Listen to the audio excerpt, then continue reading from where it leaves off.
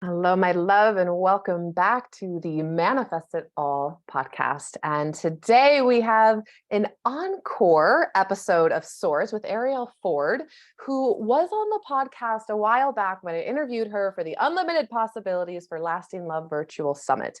Only this time she has written a fiction novel, not nonfiction. She has plenty of amazing nonfiction novels, which the very first one that I ever read of hers was The Soulmate Secret, manifesting the love of your life with the law of attraction. And that's when I was like, this woman's amazing. And I have the pleasure, I have the honor of bringing her on to the podcast where we're going to talk about her most recent novel that just came out that I just devoured over the last week, couldn't put it down, and really excited for Arielle to share her wisdom with you today. So let me introduce her officially to you. Arielle Ford is an author, speaker, and relationship expert. Ooh, no, back up. Arielle Ford is a celebrated love and relationship expert. I celebrate her, author and speaker whose mission is to help people find love, keep love, and most importantly, be loved.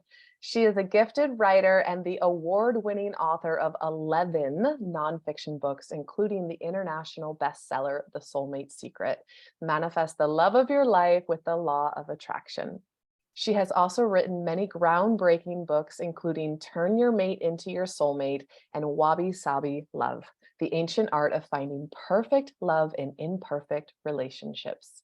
Arielle has been called the Cupid of consciousness and the fairy godmother of love. Her debut novel, The Love Thief, is a roller coaster ride of love, betrayal, and unexpected transformation with a juicy revenge subplot and a surprise ending. One reviewer said, "The Love Thief is an emotional journey where you'll finish so completely satisfied, you'll want a hypothetical cigarette." And with that, oh my God, I'm so excited we get to talk about the book. And I can agree, like everything that you just said there or that I just said there in the introduction, I couldn't put it down. I read it all in a 2 sitting. First part when I was getting my nails done, second part when I came home so that I could finish it. So Arielle, thank you for being here. Thank you for writing the book. And I'm excited that we get to dig deeper into it.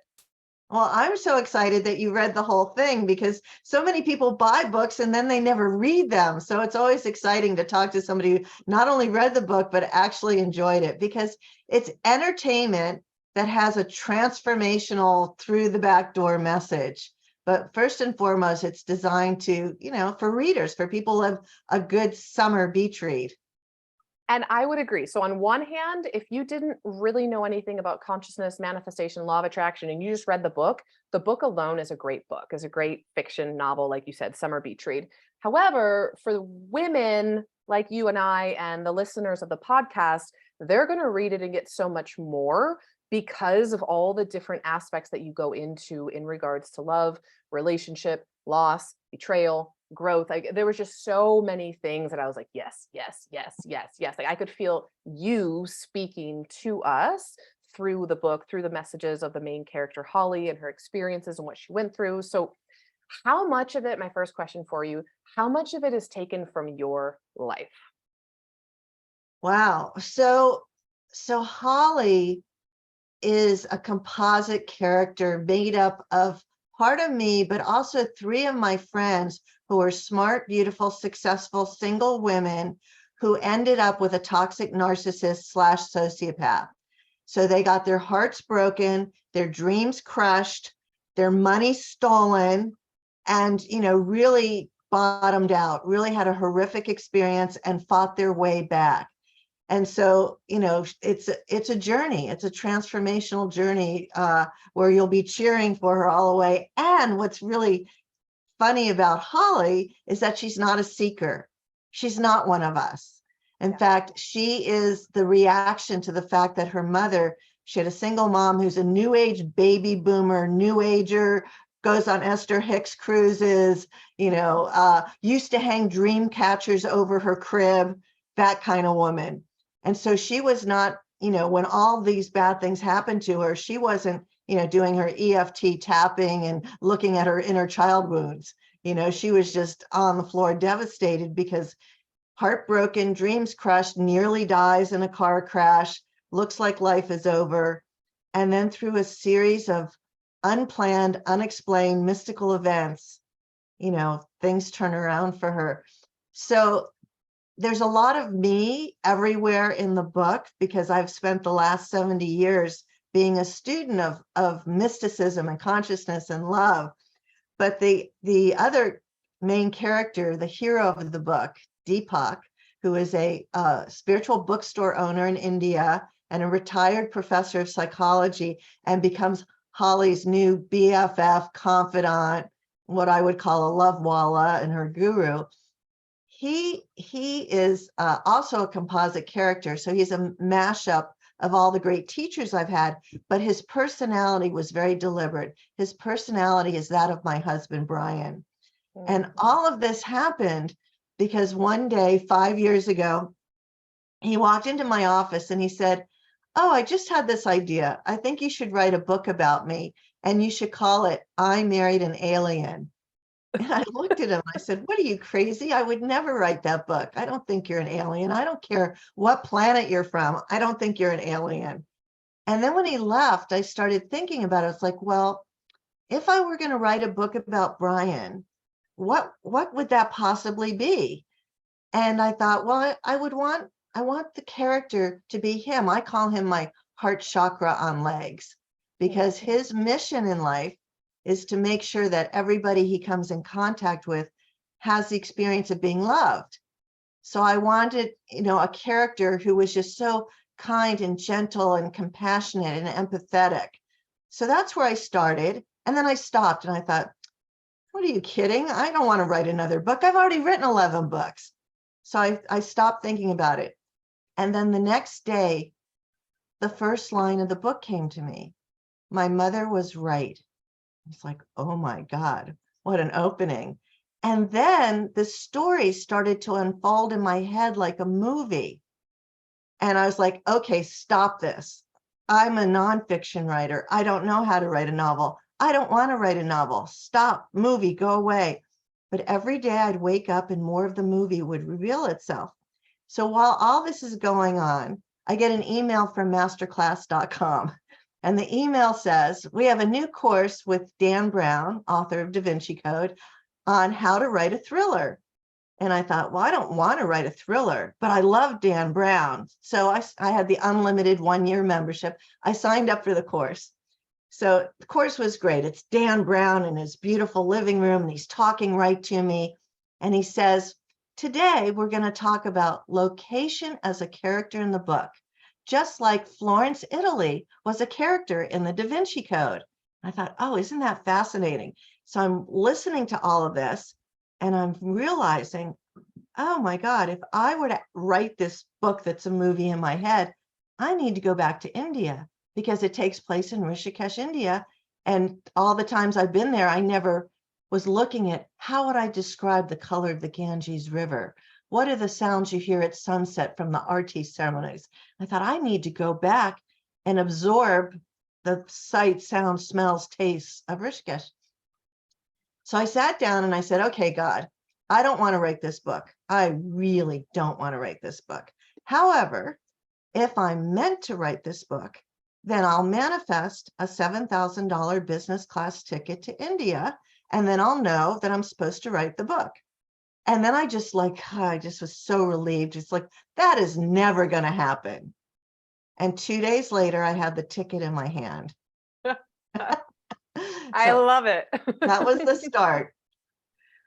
Okay, so God, there's so many ways that we could take this. So that was the start. Ultimately, you are a queen at manifestation, at co-creating with the universe, at being open to hearing the messages. I mean, it's just streaming into your head. And the next day you get an email with a masterclass with Dan Brown about writing the thriller. And then you say, all right, here's my deal, universe. Give me the business class tickets and I'll go. And so everything is being revealed, each step of the journey, which I always share with my clients. It should be easy, but that doesn't mean it's not going to be work. You still had to sit down and write the book, which I'm sure was a lot of work. How long did it take you? It took me 4.5 years of writing. And even though there were parts of it that were easy. Like I got to India and all the pictures I saw in my head in the movie in my head, I tripped over them. I found the bookstore that I was seeing in my head. I found the ashram everything was just being revealed. However, I still didn't know how to write a novel. And I Right. had to sit down and start writing. And I thought, I'm a very good nonfiction writer. How much different could it be? Here's how different it is. The thing that nonfiction and fiction have in common, they only have one thing in common. They both Words. use words, Yeah. right? Other than that, they're a universe apart. So Yeah. it was hard. And not only was it hard, it brought out a level of insecurity in me that I didn't know that I had. I turned into this needy person of having to keep showing my friends and people in the community that I know my pages because I just wanted to give up. And I had no sense of if what I was writing was any good. And fortunately, I worked in publishing for a long time and I know a lot of people. So I sent my first pages to an editor who had been at Random House for 30 years that I hadn't seen in years, but we knew each other. And he sent me back this email that said, "Oh my God, girl, you can write. This is fascinating. Keep going." And I thought, oh, wow, if he says I can write, I will. And then I sent it to somebody else who's super high level. And she's like, "I hated that monster Barry on page 1. Keep going. I love this." But I needed that almost every day. Like almost every day, I would send the first 30 pages to somebody. And then I would print out their responses and they were papered all over my office because I was just so nervous, and then I showed it to my agent and she had the response I was looking for, which was high enthusiasm. Wow, this is some story. This is really great. However, it needs a lot of work. And for 2 years, she was giving me notes and torturing me. And there were days where I didn't want to touch it. So it was 4.5 years. I can't tell you how many rewrites and how many freelance editors and 2 book doctors and, everything that it took to get it done. But I didn't know at the time it was going to be that big of a journey, right? In the past, my other books took 6 months to write. It's like we had lockdown. When lockdown started here in the States, here in California, we were told it would be 2 weeks. We didn't know it would be 2.5 years. We were told 2 weeks. So we can deal with 2 weeks, right? And then it was it'll be another month.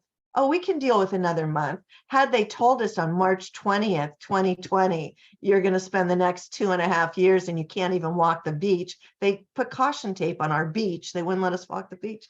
We would have gone crazy. So it was kind of like that, and now on this side of it, I am absolutely thrilled that I did it, that I got it done. Somebody asked me in an interview yesterday, now that it's available and it's out, what would you go back and change? I wouldn't change a thing.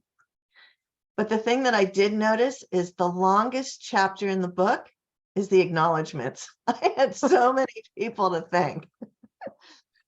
I think that's beautiful. I mean, I want to applaud you as a woman who has also written nonfiction. As I was reading your book, I actually was looking at it from the perspective of this is Arielle's first fiction book. And I was truly blown away. I am a voracious reader. I've read so many books in my life. And when I was younger, it was all about the fiction. It was all about the romance. It was all about the novels. And then in the last, let's say 20 years, it's been all about the personal development, spirituality, nonfiction. And I do applaud you. You can tell the amount of love and work and dedication that went into this project. And I also want to emphasize what you said around we just have to take the next step, because if you really look at the entire scope and picture, it can seem entirely overwhelming. But if you just look at the next step, which the universe said, here's the tickets to India. And then what happened after that? What was the next step that was revealed? Once I got home and started writing, it was just, and I've now learned that people who have a master's in fine arts and writing, like there's a process that you go through to map out a novel. I didn't know that. They have these big whiteboards and then they have lots of lines connecting things and they have character development pages. I didn't know to do that. I didn't have any of that. I just was I would just sit down every day, usually in the morning. I tend to be clearest in the morning, and just sort of go into my heart and say, okay, what do I want to write today? Or if I wasn't feeling the writing, what research do I need to do? Because there was a lot of research. The subplot of the book involves the FBI. I talked to a lot of former FBI agents and directors and prosecuting attorneys and defense attorneys because I wanted accuracy, in terms of the revenge subplot that comes through. And the part that was most fun for me is that those of us who live in the spiritual consciousness world don't like to do the stuff that my sister taught. My sister was Debbie Ford. She wrote The Dark Side of the Light Chasers. Her work was all about the shadow. Well, there's a lot of shadowy stuff in this book because Holly experiences a lot of anger and a lot of rage and really is thrilled that she gets to have revenge on her perpetrator. And I wanted to normalize that, because when somebody has betrayed you, it is one of the most painful emotions in the world. And the reason it's so painful is because you can only be betrayed by somebody that you loved, that you thought loved you. Like a stranger can't really betray you. They could rip you off and you could be angry about a criminal activity, but they can't break your heart. Right? So the act of being betrayed with somebody you're in love with, that you thought loved you, it turns out that healing that heartbreak it's harder to get over than recovering from a cocaine addiction. Wow. I got that from a professor at an Ivy League university who's a love anthropologist, who explained to me the chemical stuff that goes on. Because when we love somebody, especially when we're in the state of being in love, our brains are on drugs, oxytocin, adrenaline, dopamine, and suddenly the drug's gone and it's replaced by all these other nasty emotions, so it's a really tricky place to get back from. So the book's a roller coaster, it's up, it's down. In fact, Holly has a rating system. Every day she wakes up and she puts in her journal, today my misery rating is, 10 plus, plus, plus. And it's very rare in the beginning that she gets under a 3, but of course, by the end of the book, she doesn't need it anymore. She doesn't have to rate her misery. Well, and that's one of the tools that I love that you shared in the book. So even though it's fiction, you still wove in some nonfiction personal development tools based on what Holly was going through. And I think that's really powerful. So if someone wants to take the book beyond an enjoyable read, they can actually use the tools, the processes that Holly is using in the book as you see her transform from the woman who's been betrayed to who she is at the end of the novel. And I don't want to give away too many secrets in the book because I want women and men to read it because it's a phenomenal novel. And in the book, I also have in the back a reader's guide.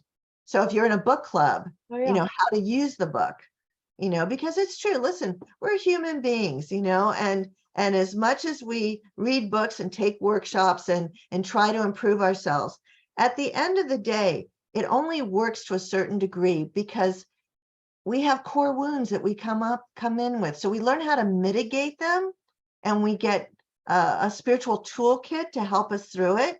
But I can tell you that now that I'm 70 and I've read and studied and done just about everything that's out there, I still need my spiritual toolkit every day. I'm still doing my tapping and my aromatherapy and my feng shui and praying and using all of it, because now more than ever, life is really hard. Because let's say you and I are the most grounded, chill women on the planet. Like, we've just got it together. Life is easy.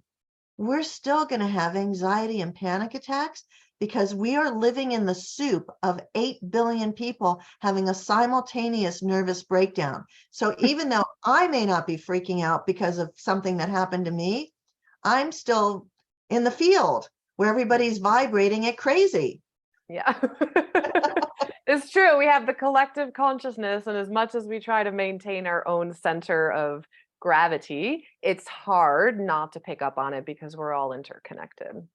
Right, because at the end of the day, there is only one of us here. So we can only be as chill as the majority is. And I really came to see that during the pandemic, because normally I'm pretty laid back, not easily thrown. And I started noticing that my blood pressure was going up and I was feeling really nervous. And it wasn't work related stuff because I basically wasn't working. I wasn't going out traveling and teaching and all of that. And I realized that I'm an HSP, I'm a highly sensitive person. I was tapped into the collective, not in a good way. Mm. And so I would say that I'm doing more of a practice today than I've ever done. Like I don't even get out of bed in the morning until I've done my breathing, my heart math inner balance app, taken my blood pressure, and then I watch how I can consciously bring my blood pressure down using my tools. Like don't leave bed till that gets done. And then in the afternoon, I go back and do it again. Otherwise, I'll be a basket case. And I'm glad you brought that up. I think it is really important that we remember no matter who you are, where you are on the planet, we still have to use our tools. And our tools are the most important thing that we have to first find our own center and then go out into the world, especially for men and women who are highly sensitive, highly empathetic, that are taking it on. And one of my mentors talks about it if like you're open or closed, like if the chakras are open or if you're into human design, if you're open or closed, if you're open, you're receiving so much more than someone whose chakras or centers are closed, for example. Yeah, no, I feel very fortunate that I have a toolkit and I know how to use it. And I am kind of surprised. I mean, I really thought that when I first started this, going to these kinds of workshops, I really believed that a 3-day workshop would cure me of codependency or whatever it was about. And then I realized, okay, well, I'm a little bit better now that it's Monday, but I'm still having issues. And then I'd go back and do the workshop again. And I was shocked that there wasn't ever a day where, oh, that's done. Now, of Yeah. course, there's longer periods of time, like my core wound coming in was poverty consciousness. So I've been working on that forever. Have I got it handled? I would say 80% of the time, it's not an issue. But when it gets triggered, it's kind of like, what, like, where did this come from? Like I pull out my 401k form from the money manager guy, and then I read the bottom line. It's like, you're never going to starve, right? Mhm. Like you're not going to starve. And yet those feelings that I know are generational, right? I grew up with a grandmother who barely survived the depression. Like I can look and see the chain of where it came from. And yet, understanding that is not the solution. That was the other thing that I have found about personal growth, which blows my mind. Understanding is kind of like the booby prize. Understanding is like, okay, well, when I was 3 years old, I had an alcoholic somebody who did X, Y, and Z to me, and this is why I've got that. And you could still be 80 years old telling this story and not be much better, which is why God bless cognitive therapy. Like at some point you just got to go, okay, here's what my tool, I need to close my eyes, I need to breathe and count to 5 or whatever it is. And that to me, the real solution to having a happy life is being personally responsible for your emotional management. Amen to that. Because if you let anything outside of you be responsible for how you're feeling on the inside, then as you just said, you will not have a happy life. You'll be reacting to the external world. Right. And then you also have to know that when you are reactive, that it's not going to last forever. So it wasn't like when you were 20 and you wanted to jump off the building. It's like, oh, okay, I've been here before. Yeah. I've gotten out of this before. Can I stop right now in this moment? And what can I do? What level of self-care can I bring to me? So it reminds me of I sat on my first Vipassana 10-day silent retreat a couple months ago. And one of the expressions or Sanskrit words is anicca, which means that everything comes and goes. So the good, the beauty will eventually pass away. The challenges, of course, will eventually pass away. And when you're talking about in the book, the different states of Santosa and then what was it, Saduka? The Dukkha and San- Sukha. Sukha. Dukkha Okay, and so Sukha. and Sukha and Santosha of like truly being able to find that contentment and acceptance of what is, while also being in the roller coaster of the stuff's going to come up. And like you were saying, at 70 years old, still triggers or wounds will come to the surface where you logically know that they were from childhood or even multi-generational that you took on Right. from your mother or grandmother. And so still being able to have the emotional maturity and intelligence to understand that this will come and go, whatever this is, whether it's something that brings me great pleasure or something that brings me great suffering, it's not going to last. And so how do I find that center in the midst of it and not have the happiness placed outside of me? And that would be a question that I have for you, because you are in a beautiful soulmate relationship, because you do have a beautiful life, a beautiful home, you're living your purpose. How do you not place your happiness outside of you? Um, so there's a line in A Course in Miracles that is sort of like my rescue line. And the line is, in this moment, I have everything that I need. And that is always true. In this moment, I have everything that I need. I have enough clean air to breathe, enough fresh water to drink, a place to sit. So whatever chaos is going on, whatever comes up, like I've had a lot of breakdowns around getting this book out into the world, things that I couldn't control that were just, turning me inside out. And so the mantra for that, my husband gave me this mantra was, it's just a fucking book. It's just a fucking book. It's like things like hundreds of copies were supposed to be shipped on a particular day from Amazon, and they weren't getting shipped. And you can't like pick up the phone and go like, what the fuck? Call Right? Amazon. Like you just can't do it. And it's like, and I'm like thinking, oh, but these people, I sent them the email. I said the book's coming on this day. Now most of the people are going to get the book tomorrow, and blah blah blah. And so I just walk around going, it's just a fucking book. Like I know I did everything I was asked to do. Like the movie came, I said yes. I stuck with it. I said yes, and I'm 100% pleased. Like I said yesterday, I wouldn't change anything about the content or how it looks, or all of that is working. And I teach this stuff, and I have to remind myself every day it's very slippery. And that's the thing people don't understand. It's like, well, I used to do this with I won't out her, but I have a friend who's a household name who's very famous, and she would start carrying on about something. Let's say her name's Jane, and I would say to her, now if you were in Jane's workshop, what would she tell you to do? I Right. do What that with advice would myself, you give yourself? right? That's what I do with myself. It's like, oh, okay, it looks like you're a real victim here and you have no control. Like, what advice would you give a woman like that? So it's an ongoing process. It's never ending. I think it's the reason why we took human form, to have the contrast. There's the good days and there's the bad days. And could we just have it be that this is what I've got today? This is what the universe served up today. Would I prefer to have something else? Yeah, so let's have that tomorrow. Like, wouldn't it be lovely if tomorrow the sun is out, Amazon is shipping the books on time, people are reading and enjoying it, and it's a constant personal responsibility, emotional management game. That's how I view the world. Yes, at every single age, no matter how much work you have done. And I mean, every day is a different combination of ingredients. And I will always say, make the best you can today with the ingredients that you have.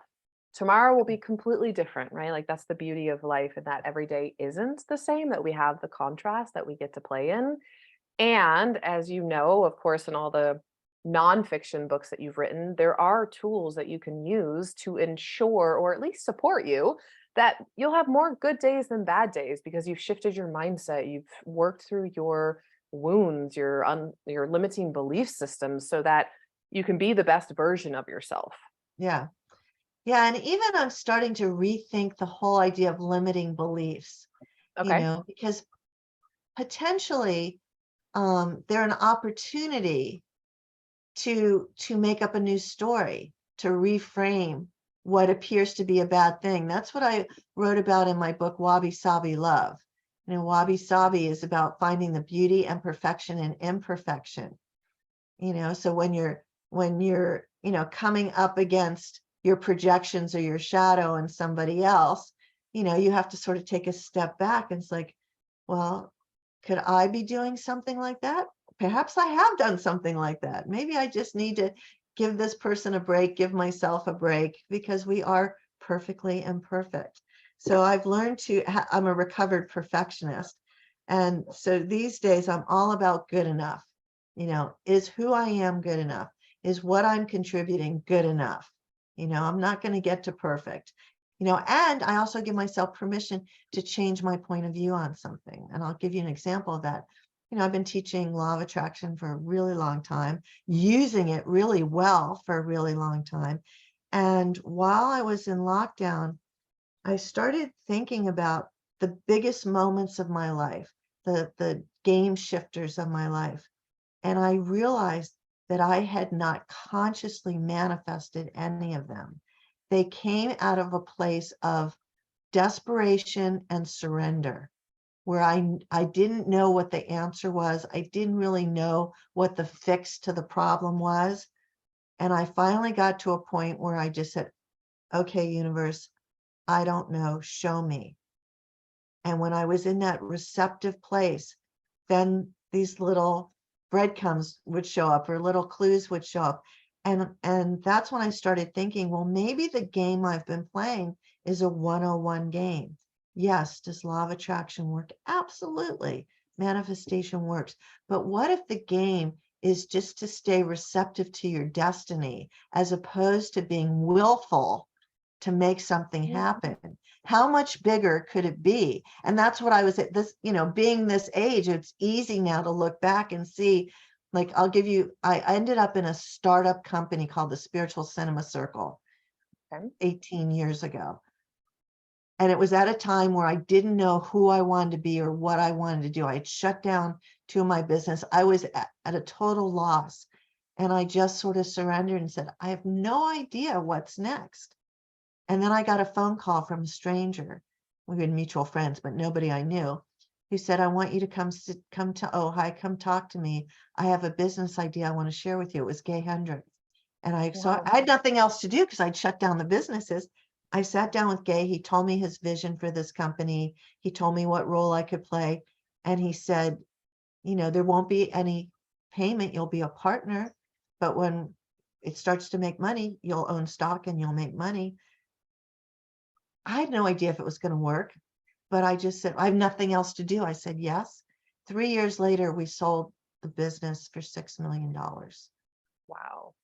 Only out of being receptive, not being willful, because I didn't wake up and said, I should go find a stranger and start a DVD company. Right. And it kind of reminds me of Michael, what's his name? I can't remember his name. Michael Singer, the surrender experiment, how he just kept saying yes, yes, yes to whatever life presented to him. And it's an interesting topic of conversation because destiny, in my mind, seems to be that everything is ordained, it's chosen before you were born. But then how does that play nicely with living in a free will universe? What are your And thoughts on how those two play that's the together? conversation in my head all the time. And so my belief about that now is that I do believe before we come in, we make certain big choices, not all of them, but certain big choices. And then when we actually get here, we have the free will to say yes or no. To actually learn the lessons and go through what it is that we've chosen. Yeah, like we can make the choices. So in every moment, it's law of attraction is a paradox. On the one hand, you have to have clarity of what it is you want to manifest, and then be willing to take action. On the other hand, you have to stay surrendered and detached from the outcome in order for it to come to you. So, and then a lot of people play it where one foot's on the gas and one foot's on the brake, which is why they don't go anywhere, because they can't get to surrender. They're so married to, I have to have my partner in the next 12 months and be married and pregnant in the next 40, whatever it is, or life will be miserable. And so what I do for myself and with my students is I have them do a daily gratitude process. And it's a very simple one. You close your eyes, move from your head to your heart. And as you're focused on your heart, you think about all the people that you love, that you know love you. Like you literally see them and send them a wave of love. At least 10 people every day.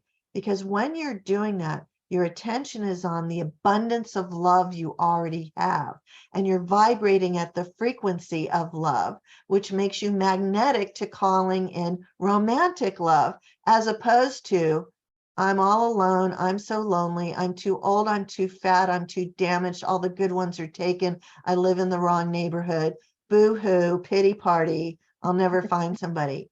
And when you're in that space, you are literally repelling love. It is impossible for the universe to send you love because you're so busy reinforcing how much love you don't have. Yeah. And I And love, sorry, go yeah, on. no, I was just going to say that has to be a daily practice as much as brushing your teeth is. Agreed. Just like meditation is. And that right there, I can agree as a fellow student of love and teaching love is such a powerful process. If someone got nothing more from this podcast episode, but that advice, like that would be so incredibly life-changing if you shift into that space of loving gratitude every single day. And I love that you actually have that exercise in the book. So spoiler alert, when you read The Love Thief, you'll get an actual process that you can go through and practice that yourself. But as you and I both know around law of attraction and manifestation, you attract what it is that you're putting out. And so, like you said in your bio, find love, keep love, but most importantly, be love. When you're being love, you're not finding love, you're attracting love because that's the essence of who you are. Right. Now, one thing I wanted to get into a little bit is that the main character, Holly, is late 30s, super concerned about finding a husband, settling down, getting married, having babies. The whole time is running out, which I know you've encountered this with so many clients. And I know you didn't meet your soulmate until your 40s. And I encounter this with my clients all the time. The whole time is running out seems to be a huge block because it's this huge pressure that women and men put on themselves if they've decided the when. I need to manifest X, Y, and Z by this date, or else I'm expired, it's not going to happen, or my law of attraction meter is broken. So there's so many different ways we could take this topic of conversation, but I would love you to just speak on the block of time is running out. And then let's say, especially for women who are reaching that point in their lives where their clock might be ticking. Well, I have a friend who gave birth to her one and only child, carried full term, delivered at age 52. Wow. Okay. She was a first-time bride at 49. Beautiful girl, very successful, but first-time bride at 49. And always wanted kids. I met her when she was 32. First thing she ever told me when we met was, I can't wait to be a mother. And then had sort of given up, but she found the guy, so that was sort of a good thing. But who gets pregnant at 49? Anyway, she ended up getting a donor egg with her husband's sperm and doing in vitro and carrying to term. Wow. And couldn't be happier. Just had this perfect little child. So that's what's possible. Many of the clients I have that are this, over 35 times the waist and kind of thing, they've frozen their eggs. Now it's very expensive. It's a huge investment, but because you can carry to term later in life, you can either use your eggs or donor eggs. So that's what I advise. Take the pressure off, get rid of the clock, because choosing your soulmate life partner is the single most important, biggest choice of your life. You don't want to rush it, right? And part of the problem is we are not taught the elements of what it takes to have a long-term, healthy, happy, successful marriage. Most people think when I meet my soulmate, I will just know it. I will feel it. I'm a spiritual girl. I'm very intuitive. And they pick a partner based on their feelings, which is really not a good idea. Because what it takes to have a successful relationship is you have to have somebody with whom you have connection, compatibility, good communication, which thank God can be learned, some chemistry, although chemistry is the least important. The single most important factor is a shared vision for the future. We both want kids. We don't want kids. We both love to travel and be adventurous. He doesn't have a passport, not interested in leaving wherever it is he is. So it's not that you want to do everything together, but your values and your shared vision have to be in alignment for the relationship to work, along with all this other stuff. So one of the things I like to talk to people, and they hate it when I share this, so some of you aren't going to like me anymore. People don't know what love is. They think that love is a feeling. How do I know I love you? I feel it. There's like champagne bubbles running through my veins, and I have butterflies in my stomach, and I think about you obsessively, and I'm sure I knew you in a past life. And this is with a stranger that you've known for 6 weeks. I know you're the one. And you don't. You don't know anything. What you do know is that your brain's on drugs, best drugs ever, and your nature's trick is to get us to feel this way so we'll procreate and keep the species going. But it is not love. What real love is, this is the part you're going to hate, love is a behavior, and it's a choice, and it's a decision, and it's an action, and it's a way of being. And once you're married to your soulmate life partner, there will be days when you hate them. And it doesn't mean that you don't love them. They're just human, and they're going to show up as unhuman on certain times. And can you stick to your vows that you took when you got married and love them in spite of their human flaws, which, by the way, you also have? So, I tell all of them, don't rush this process. It takes a good full year to really get to know somebody. And ideally, knowing them for 2 years is even better. And you want to make sure that you've met all of their friends and family, and they've met all of your friends and family, and that you know that they're financially responsible. Doesn't mean they need to be rich, but they're good with their money and they'll be good with your money. If you want to have kids, you want to understand that you know how to negotiate parenting stuff, right? That you definitely do want to have kids because they're a handful, right? And, it takes time to know somebody. So it's very easy to fall in love with somebody and love them like crazy and believe that you have this past life connection, and they could be the worst potential partner for you. Yeah. And are you willing to walk away? Right? Like if they come to you and you discover they have active addiction that they're not willing to work on, do you want to sign up for that? Especially when they were raised by 2 addicts? Is that the life you want to sign up for? Is this person capable of parenting your children? Right? But, oh, he's so tall and handsome and funny and witty, and he only punched me twice. Run. This is not fixable. Yes, are there people who can get sober and stay sober? Yeah. But if that's the case, you want to make sure they've had a couple of good solid years of sobriety before you hook your life up with them. And I've got nothing against addicts. I came from a family of addicts. I understand this. Doesn't mean they're not good people, but you're choosing your life partner. And it's hard enough to live with somebody that you're connected to, let alone somebody who's showing up with major issues.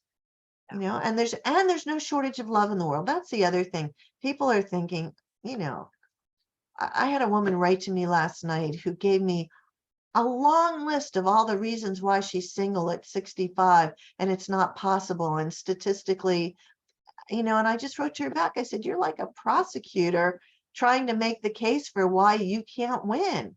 How can anybody help you? You're convinced that what you said is true. And the truth is you only need one. And the one that you're desiring, the fact that you have the desire for a partner is proof enough that the seeds for the fulfillment of your desire exist, or you wouldn't have the desire. And the good news is somebody's looking for you. So it's your job to become visible. What does that mean? That means getting online and knowing that 90% of the people you're going to connect with are going to be horrible, and you're going to get ghosted and people are going to lie and it's not going to be fun. And it doesn't mean it doesn't work, because it does. But you have to be a big girl about it. Go, yeah, online dating is going to present me with lots of challenges. How can I do it anyway and make it work for me? Oh, I love all of the myths around love that you just dispelled. More women and men need to hear that, what real love actually is, because so much of what's portrayed in the books and the media is the story of the romanticized feeling of the honeymoon phase, the falling in love, the hormones in the brain, the chemicals in the brain, Okay. not actually what it takes to create a healthy lifelong partnership and the reality of what that is. And I know you and Brian have been together almost 30 years at this point. So you're the perfect woman to be able to speak and say, it takes work. It's not just, oh, I love you so much, and there you have it. But have you learned the communication skills? Do you Right. have the shared life vision? Are you willing to work on it when things get rough? Because things will get rough. It's just Yeah, life. exactly. I'll Mm, tell you a quick story. I had yeah. this client years ago who, would meet guys, and she would only go out with them once. And she had her list, she had her must-haves and all of that. And I basically said to her, I said, I will not work with you unless you promise to give each guy 3 chances, unless he does something horrible and really grosses you out and it's evident that it's no good. And she didn't want to do it, but I said, okay, well, just find somebody else. I said, this is your issue. You think that you're so intuitive that you're just going to know. And I'm telling you, you're not just going to know. So she's on the 3rd date with a guy, nice guy, had a lot of her list, didn't make quite as much money as she was hoping for, was not quite as tall as she was hoping for, not quite as funny or fascinating, nice, good guy. But so they're in the car. It's the end of the 3rd date. He's driving her home, and all she can think about is how to let him down easy. And so she's lost in her head when he slams on the brakes. He slams on the brakes because the car in front of him has just hit a dog. And now that car has driven away, and he shouts to her, get out your phone, find the closest emergency vet place. And he jumps out of the car, runs into the road, scoops up the dog, puts the dog in the back seat. They drive to the emergency vet. Turns out the dog is chipped. The dog has a broken leg, but other than that, it's going to survive. He gets the owner's number. It's some woman, Susie or whoever. And he calls Susie and he says, hi, you don't know me. My name's Doug. I'm with Cooper. I don't want you to worry. Cooper got hit by a car. He just has a broken leg. I'm going to bring him to you in an hour. And in that moment, she fell in love with him because she saw, this is a man who's going to take care of me. Yeah. This story makes me cry. I've told him. I know, I'm tearing I've up, told and him a million times, because she would have never given him a chance, because she didn't know him. And that's what happens. You don't know these guys. You're swiping past them without knowing them. So you're meeting or seeing potential good people and never giving them a chance. So if you're complaining there's nobody out there, that's your story. It's not true. There is no shortage of good, conscious men and women looking for love out there, but you have to give them a chance. Amen to that. That's a mic drop moment right Mhm. there. So many people are just so quick to judge, or like you said, they think they know it all. I'll just Yeah. know, but that's a Disney movie rom-com bullshit. The whole love at Right. first sight, I'll just know. It's like, no, you might perhaps have a trauma bond right away, or yes, a past life connection right away. But as you so beautifully said, it takes time to really know if someone is who they say they are and if you're compatible to create a life together.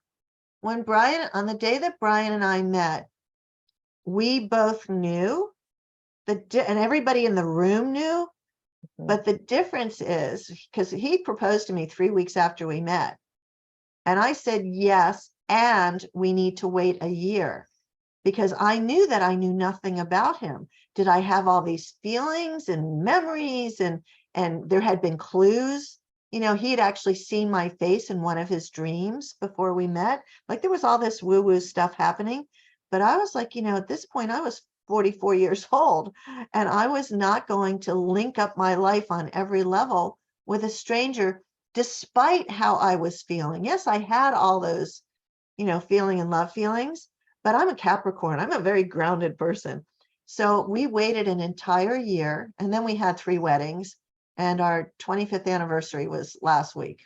So beautiful. And I know you shared a little bit more about that story in our first conversation. So I'll definitely put that link down in the show notes as well, so people can listen to the first conversation we had. So if we circle it back to the love thief as a way to summarize up this entire conversation, what do you desire some of the bigger takeaway messages or the biggest takeaway message of the love thief? You know, I think the biggest message is that when life knocks you down, when the worst day of your life comes, you know, and you can't imagine things being any worse, that is actually the start of what will lead to the best time of your life. That you have to be resilient and you can't stop trusting and you can't fall into victimhood. Yes, you can grieve and you can experience all of your emotions, but, you know, open yourself up to whatever help the universe is sending. You know, in Holly's case, you know, first her mother was there to take her home to help her physically heal from nearly dying in the car crash. And then her auntie gave her a big check and sent her to India to cooking school. And she never went looking for healing. She just looked for distraction. So you have to be willing to accept where you are. What is, yes, I'm at the absolute low point. And, you know, this can only mean one thing. Things are going to get better. Things are going to go up. And then look for signs that they're getting better. You know, the lessons about what love really is are woven into the book. I think that's so important, having the understanding. And then also understanding what a sociopath, toxic narcissist is. That is described very sweetly by Deepak as he explains her. Holly goes to him and he's already heard the whole horror story. And she asks him one day, did he ever love me?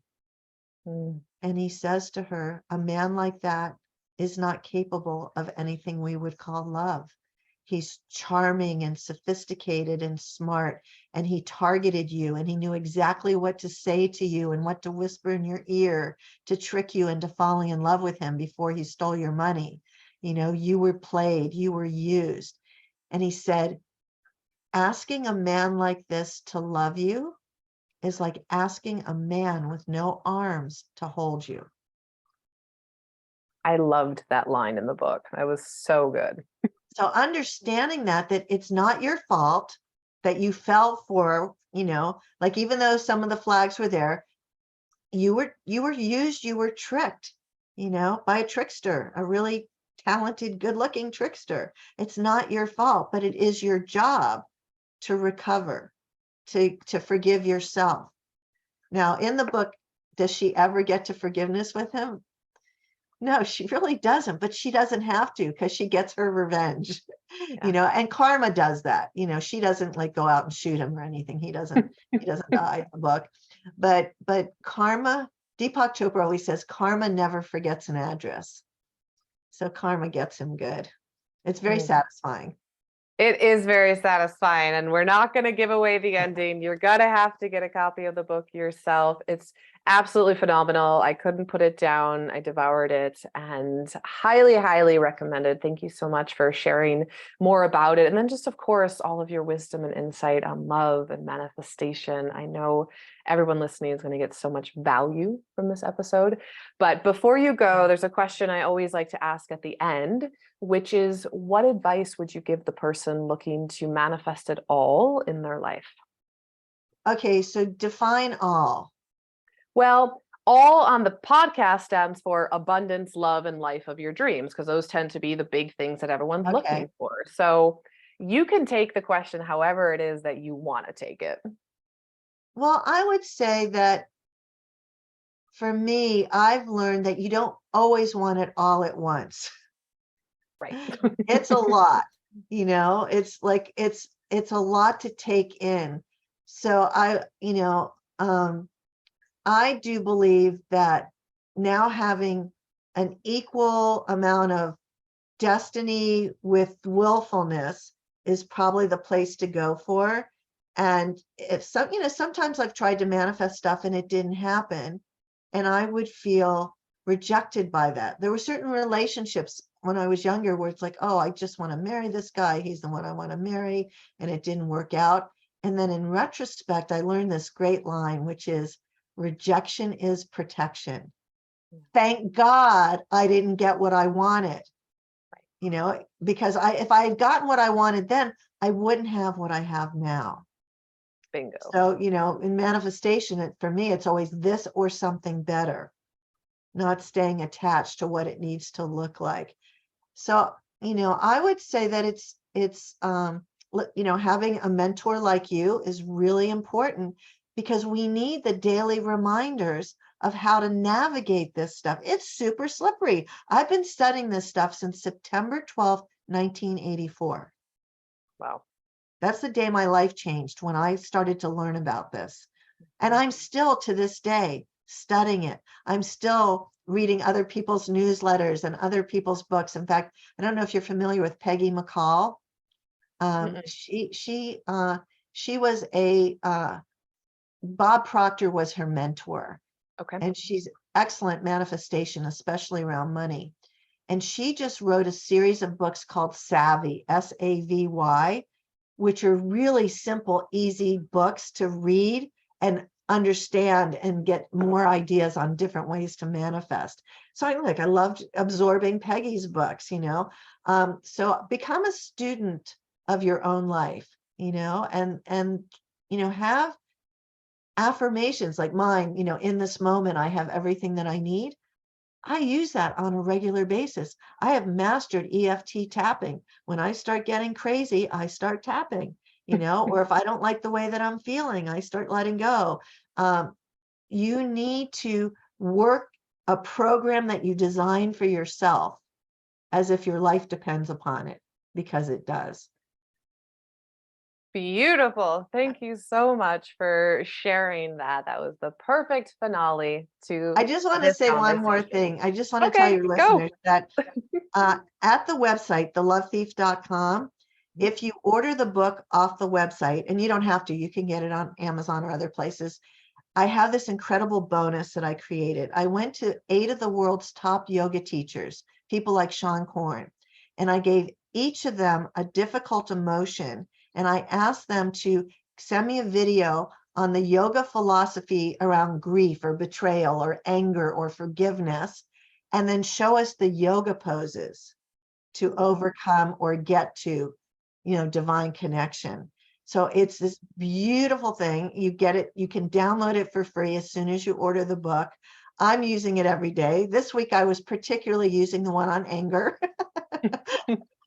But they're just incredible. And if you're suffering from a broken heart right now, start with the one with Paul Denniston on grief and betrayal.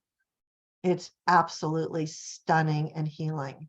So that's at thelovethief.com.